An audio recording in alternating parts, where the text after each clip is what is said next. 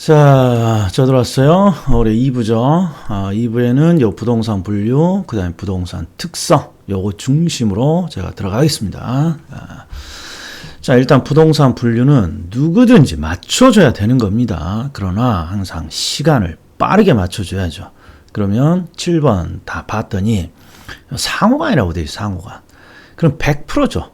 대분류면 후보, 소분류면 이행지. 그러니까 택지, 농지, 임지지역. 그럼 대분류니까 뒤는 후보, 후보가 되는 토지입니다. 후보지 이렇게 돼야죠. 자, 그 다음에 여기도 뭔가 상호간이라고 되어 있어요. 상호간, 상호간. 그런데 앞에 뜬금없이 아무런 말도 없이 용도지역, 용도지역 이렇게 나왔어요. 그러면 요게 똑같은 말이라는 걸 반드시 기억하셔야 됩니다. 택지, 농지, 임지지역, 상호간 이렇게 나오면 대분류 또는 용도지역, 상호간 이렇게 나오면 대분류예요. 그러니까 얘도 후보죠. 후보지. 그런데 그러면 이행지는 뭐냐? 상호간 이렇게 돼 있어. 상호간. 근데 앞에 용도지역이 아니라 용도지역 내라고 돼 있잖아요. 용도지역 내. 용도지역 내. 그러니까 얘는 이행지가 되겠죠. 이행지.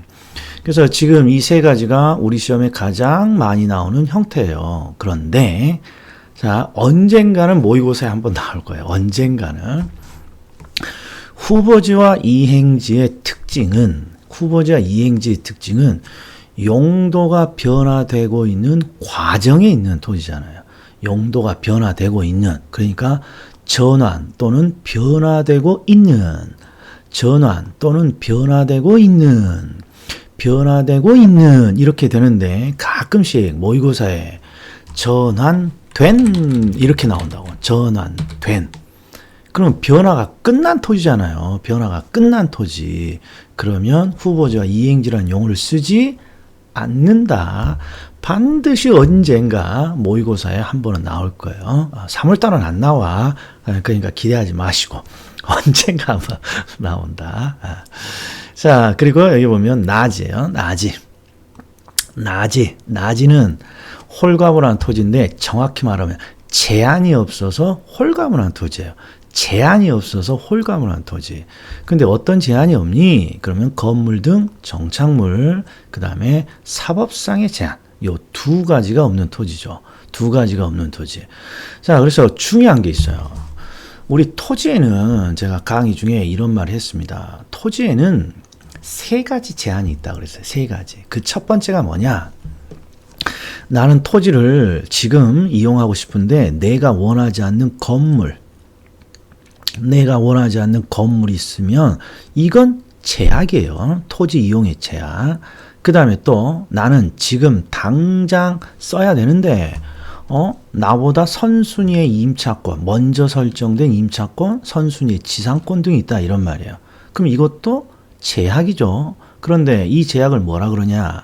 임차권이란 지상권은 민법, 사법의 대표적인 게 민법이잖아요. 민법의 계약으로 이거 말이 꼬이네. 민법의 계약에 의해서 개인들이 만든 제약이란 말이에요. 개인들이 이런 걸 우리는 사법상 제한이라고 한다 이런 말이에요. 개인들이 계약을 통해서 만든 제한. 그리고 이 건물이나 사법상 제한 말고 진짜 실무에서 중요한 어떤 토지 이용의 제약은 뭡니까? 이 공법상의 제약이죠. 공법상의 제약. 즉 용도 지역 등에 의한 건축 규모의 제한. 용도 지역 등에 의한 어떤 용도 제한, 이런 공법상 제한이에요. 그런데 실무에서 용어 정의를 만들 때는 공법상 제한은 고려하지 않는 거예요. 왜? 공법상 제한은 개인들이 해결할 수 없는 내용이잖아요.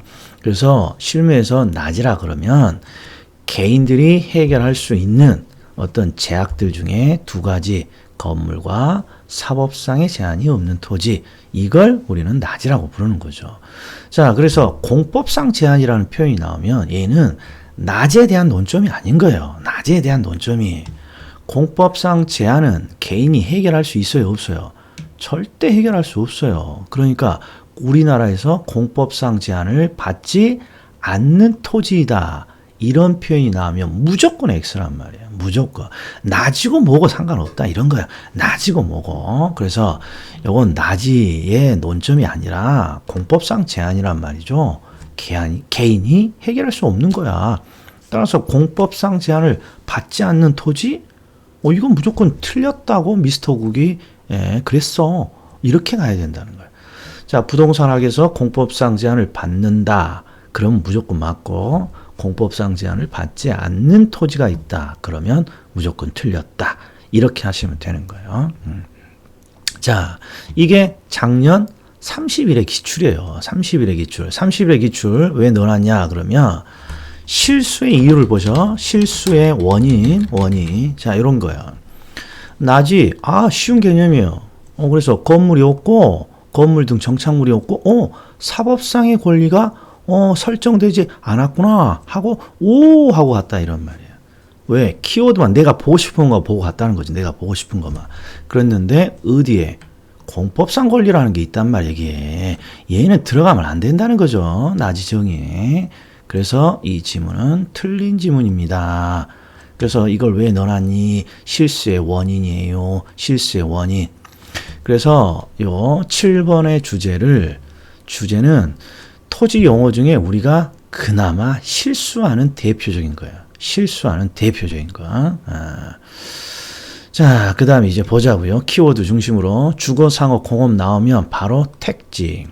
주거상업 공업이 보이면 택지. 그 다음에 도로 보이구나. 도로. 그리고 도로에 연결되지 않았다고 해야죠. 그러면 맹지. 3번은 뭐가 탁 보여야 됩니까? 집원? 아니에요. 등기, 등록의 단위. 등기, 등록의 단위. 이걸 필지라고 하는 거죠. 필지. 자, 4번은 뭐가 눈에 탁 들어와야 돼요. 저는 이게 보입니다. 이게 침식. 자, 침식은 물에 의해서 토지가 깎이는 거죠. 그리고 침식이 되다 보면 이제 어떻게 돼요? 토지는 무너진다. 그럼 뭐가 나와야 돼요? 락이죠. 락. 무너진다. 락. 그래서 포락지. 침식된다. 무너진다. 포락지. 고압선 아래니까 여기는 선하지. 그 다음에 경사지 나오면 법으로 규율 대상이 되는 토지. 법지가 되죠. 법지, 경사지. 그리고 경사지는 소유권은 인정되더라도 안전상의 이유로 이용실익이 없거나 적은 토지입니다. 자, 그런데 최근에 기출에 요 문장이 요걸 빼고 많이 주더라고요. 요거 뭐 경사지를 지칭한다 뭐 이런 거 그냥 요 뒷문장만 나오는 거예요. 뒷문장만. 그러면 항상 키워드가 뭐냐? 요게 보여야 돼요. 이용실익 또는 활용실익이 없거나 적어. 활용실익이 없어. 활용실익이 왜 없겠어요? 아니, 토지가 세상에 활용실익이 없어? 경사졌기 때문에 활용실익이 거의 없다. 이렇게 이해하셔야죠. 그러면 경사지인 법지 이렇게. 자, 가격 수준 유산 일단의 토지. 그러면 획지죠. 획지. 자, 그럼 기출입니다. 스탑. 풀어보셨죠? 자, 지력 회복을 위해 정상적으로 쉽니다. 그러면 지력 회복을 위해 정상적으로 쉽니다. 그러면 휴한지죠. 휴한지. 자, 그 다음에 타인의 토지에 둘러싸여. 그러니까 이거 틀린 거죠? 일단. 그 다음에 도로가 나왔어요. 도로. 그럼 맹지죠? 도로와 접하고 있지 않는다. 맹지. 너는 맞았어. 그 다음에 세 번째는 요게 보여야죠. 등기의 단위. 등기, 등록의 단위. 그러면 필지죠. 필지. 너 틀렸고. 그 다음에 상호간 보이네요. 상호간. 앞을 봤더니 뭐라고 돼 있어요? 택지, 농지, 임지. 택지, 농지. 대분류네. 후보지. 대분류. 맞았어요. 자, 그 다음에 법지. 소유권은 인정이 되나? 활용실익이 없다. 그러면 경사면인 법지가 나와야죠. 그러니까 정답은 3개죠. 자, 요 공지는 뭘 뜻하죠? 비어있는 땅. 획지는 뭘 뜻한다? 가격 수준이 유사한 일단의 토지. 가격 수준이 유사한 일단의 토지. 자, 다시 공지는 뭐예요? 비어있는 땅. 자, 그 다음에 30회. 자, 스타트. 됐어요? 자, 보자고요. 잘 보셔. 1번이 도대체 뭐냐? 자, 건부지 중에 건물을 제외하고 남은 부분의 토지로 건축 법령에 의해 건폐율 등의 제한으로 인해 필지 내에 비어있는 토지를 말한다. 이런 건 강의 노트에 본 적이 없잖아요. 이게 포인트예요. 비어있는 토지, 이런 걸 우리는 공지라고 하죠. 공지라고. 최소한 부지는 바닥토지라는 용어가 나와야죠. 바닥토지.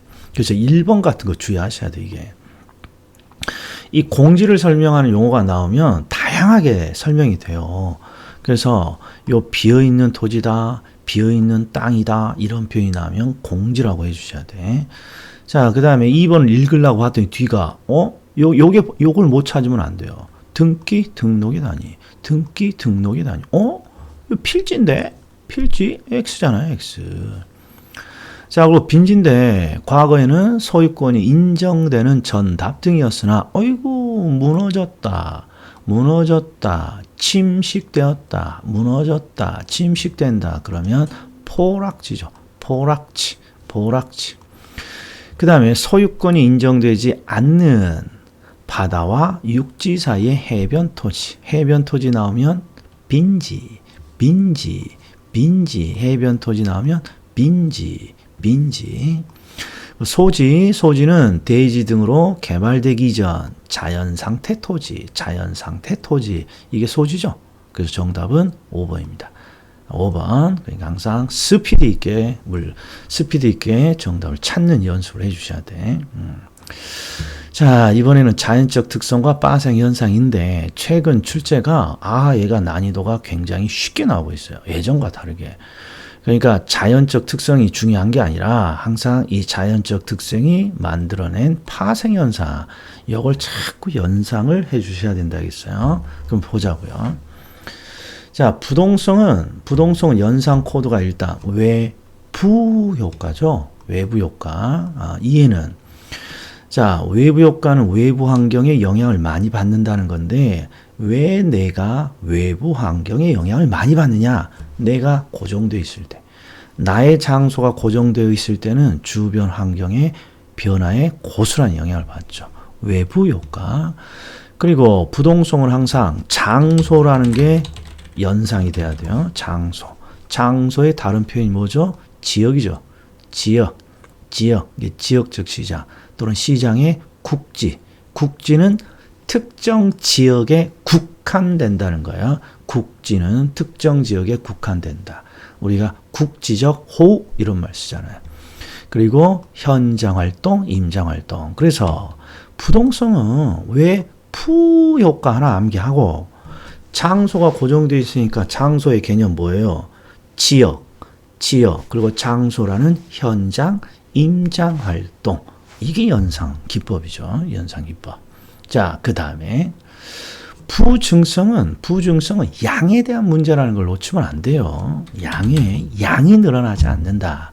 그러면 토지의 양이 늘어나지 않으니까, 그 이유는 인간이 뭐 할 수 없다는 거예요? 생산할 수 없다는 거죠. 생산이 부정됩니다. 생산비 법칙이 부정됩니다. 그리고 여기는 연상이 뭐예요? 찌읒. 그래서 집약적 이용, 최유효 이용이죠. 집약, 최유효. 토지는 양이 늘어나지 않는 희소한 자원입니다. 그러니까 어떻게 써야 돼요? 알뜰살뜰 잘 써야죠. 그게 집약적으로 이용하고 최유효 이용하세요. 이런 거죠. 그 다음에 영속성은 뭔가 암기 코드가 많아요. 그 중에 시험에 가장 많이 나오는 게 이거죠. 가치정의.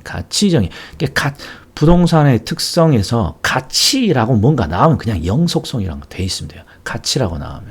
그 가치정의는 어떻게 됩니까? 과거와 현재가 아니라 장래, 기대 이익을 통해서 가치가 결정이 됩니다.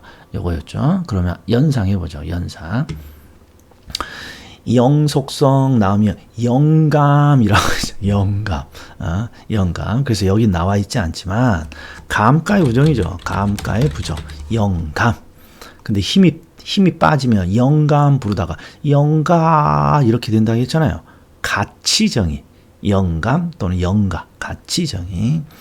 그 다음에 이응자가 있는 게 임대차. 그리고 미래 예측. 자, 예측의 중요성은 이 표현까지 꼭 기억해 주셔야 됩니다. 장기적 별에. 자, 가치는 뭐에 의해서 결정됩니까? 장래 기대이익으로 결정이 됩니다. 그러니까 항상 장래 이익을 예측해 줘야죠. 이런 걸 우리가 장기적 배려라고 하는 거죠. 장기적 배려. 자, 개별성은 토지는 다 다르다. 항상 제가 어떤 사례를 들었어요? 속초. 속초에 사시는 분이 한마디 하겠는데, 속초의 토지와 강남 압구정의 토지, 우리 나주 토지로 할까요? 제 출신 고향. 나주의 토지와 강남의 토지는 같다, 다르다. 이걸 개별성이라 하죠. 그래서 강남의 토지와 나주의 토지는 서로 대체될 수 있다, 대체될 수 없다. 대체될 수 없습니다. 대체성의 부정. 그리고 개니까 일물일가 법칙. 암기코드는 일물일계 법칙이죠. 일물일계 법칙. 그 다음에 수익과 가격의 개별화, 개별분석. 자, 한 번만 보죠. 개별성은 다르다. 거꾸로 볼게요. 개별성은 다르다. 서로 대체될 수 없다. 대체성의 부정. 그리고 일물일계 법칙의 부정. 영속성, 임대차 시장의 발달. 찌읒, 부증성, 집약, 최유효. 외부 효과. 장소를 나타내는 지역. 자, 그 다음에 10번은 여기 뭐라고 이렇게 나왔는데요. 이게 주의해야 될 내용이죠. 뭐 인문적 위치, 용도적 공급. 요게 왜 제목을 달아놨는지 꼭 기억하셔야 돼요. 자, 보자고요. 사회, 경제, 행정적 위치.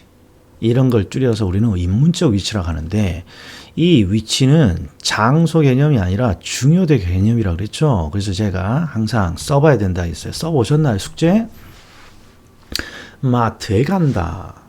사장님, 요 커피의 경제적 위치가 어떻게 됩니까? 경제적 위치. 그러면 부동산학을 배우지 않은 사장님도 경제적 위치? 고민하다가 뭐라 할 것 같아요? 가치나 가격을 묻는구나. 이렇게 온다 그랬죠. 그래서 이런 경제적 위치가 시험에는 잘 나오죠. 자, 인문적 위치는 인간이 부여한 중요도. 대표적인 사례가 가격, 가치 이런 거야. 그리고 가격과 가치는 항상 뒤가 고정되어 있다고 나와야 돼요. 끊임없이 변화할 수 있다고 나와야 돼요. 그렇죠. 고정이 아니라 항상 인문적 위치는 뒤가 끊임없이 변화한다. 이렇게 나와야죠. 그 다음에 용도적 공급이에요. 용도적 공급이 나오면 이 용도는 인간이 만들어내는 거죠. 인간이 만들어내는 거야. 그러니까 항상 용도적 공급은 인간이 가능하다. 이렇게 나와야죠. 불가능하다고 나오면 안 된단 말이에요, 여기는. 그래서 인문적 위치는 항상 뒤가 변화된다라고 되고, 용도적 공급은 용도니까 항상 뒤가 인간이 만들어낼 수 있잖아요. 용도적 공급은 항상 가능하다. 이렇게 나와야죠. 자, 그리고 이제 우리를 골치 아프게 하는 가끔씩 이런 게 있어요. 자, 뭔지 몰라요. 앞에 뭔가 주저리 뭔가 쭉 지문이 나와요. 그러다가 뭔가 자연적 특성이 딱 나와요. 그러면 하나 암기를 하시라 그랬어. 예외가 있냐, 예외가 없냐 물어보면 항상 예외 없이 항상 적용됩니다. 이렇게. 자, 이 사례요. 바다의 매립, 산지, 개간 이런 걸 따지지 말고 갑자기 자연적 특성이 나왔단 말이에요. 자연적 특성. 그러면 자연적 특성은 예외 있다, 예외 없다. 그래서 제가 영구, 띠리리 영구만 없는 거 아니에요. 항상 자연적 특성은 예외 없다. 예외 없다. 또 이거죠. 뭐 홍수 등으로 인한 토지 이슈 이런 거 따지지 말고 뒤쪽을 봤더니 자연적 특성이 나왔어요. 자연적 특성. 그러면 자연적 특성은 예외 없고 항상 적용된다. 적용 안 된다. 항상 적용되는 것이죠. 적용되는 것이죠. 이렇게 해석을 해달라라고 했죠. 자, 그럼 기출 24기출 스탑. 풀어보셨어요? 자, 볼게요. 어이구, 감가가 딱 보이네. 영감, 이렇게. 간만에. 영감, 맞았겠죠? 영감, 이렇게. 그리고 힘 빨리면, 영가니까 같이 정의. 그러면 영속성. 그 다음에 부동성이 나왔고, 국지. 지역을 뜻하는 국지. 맞았고. 토지, 부증성 나왔고, 뒤를, 집약.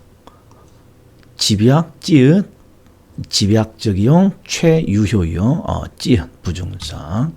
4번을 봤더니 외부 효과 나왔어요. 아유, 그러면 너 틀렸구나. 외부 효과잖아. 외부 효과. 그러니까 부동성이죠. 그 다음에 5번은 뭐 인위적으로 분할, 합병하여 이용할 수 있다. 뭐 별거 없고요. 자, 하나만 더. 8번, 27회. 아이고, 안 보이나? 자, 이 문제는 주의를 좀 해줘야 돼요. 주의. 특히 어떤 문장이냐. 제가 기출특강할 때도 요거 제가 강조했는데, 요 두 개.